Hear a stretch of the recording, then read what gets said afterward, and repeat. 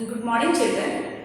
In this chapter, we are going to study about two main marginalized communities. One of them is Adivasis. So let us see who are these Adivasis. In any place or country, the people who come first and settle there are called as the original inhabitants. And the Adivasis means these original inhabitants. So, these original inhabitants or the Adivasis usually lived and still continue to live in close association with forests. In India, 8% of the total population is Adivasis. And these Adivasis, they live in especially those areas where nowadays industrial and mining centers are located. So because these people live in forests and these forests are good for, in these forests many mining sites and the industrial sites can be made because of the minerals which are found inside the earth. So many of the mining and industrial centers are located in Adivasi areas. Especially Jamshedpur, Roorkela, Bokaro, Bhilai, these are the areas where Adivasi population is high and industrial and mining locations are also there. Now these Adivasis are not a homogeneous group. Homogeneous means those who belong to the same group. They are not same. There are almost more than 500 different Adivasi groups found all over India. So they are actually heterogeneous group. Now in India, many of the states have different types of Adivasis. The major states where Adivasis are there are Chhattisgarh, Jharkhand, Madhya Pradesh, Orissa, Gujarat, Maharashtra, Rajasthan, Andhra Pradesh, West Bengal and northeastern states like Arunachal Pradesh, Assam, Mizoram, Meghalaya, Nagaland, Tripura. In almost all the states, the Adivasis are found. Out of this, Orissa is the place where more than 60 tribal groups are found. Now, the society of the Adivasis is a little different from our society. So this is distinctive because they don't have hierarchical system.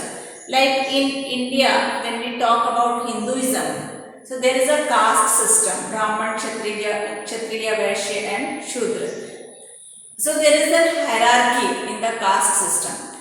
But in Adivasis, there is no hierarchy. All are considered equal. So that is why we feel that they are very different from us. And they are not organized in the same Jati Varna system as we are arranged into. And previously the normal people, those who are not tribals, they were ruled by the kings. But the Adivasis had only a chief, they were not usually ruled by kings. So in that way also they were different from the other society. Now the religion of tribals is also very different from Hinduism, Islam and Christianity. They do not follow these religions. Instead of that, they worship their ancestors, village spirits and nature spirits. In nature spirits, they worship mountain spirits, river spirits and animal spirits. And in village spirits, they worship some sacred groves. Sacred groves means group of trees which they consider as holy or sacred. So within the village area, they have some groves of trees which they consider sacred, and within that village boundary they worship these sacred groves. So they are called village spirits. And ancestral spirits means they worship some people inside their home whom they consider as their ancestors. So these are their religions. Then sometimes some of the tribals are also influenced by the religion which is spread in the nearby areas.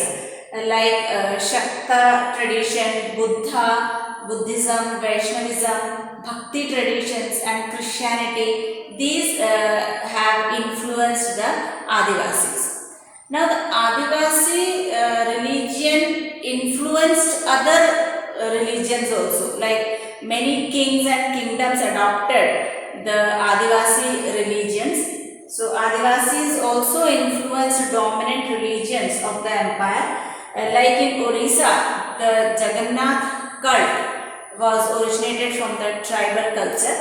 Then Shakti and Tantric traditions of Orissa and West Bengal had its root in the tribal religion. Then apart from this, the many Adivasis converted themselves into Christianity during the 19th century. Now this is about the religion of tribals. Now the tribals speak a different language also. So there are many languages which are spoken by tribals. Out of that, Santali is one of the major language which is spoken by a large group of people. And many of our today's language is also influenced by this tribal language. Like today's Bengali language is very much influenced by the Santali language, which is a tribal language.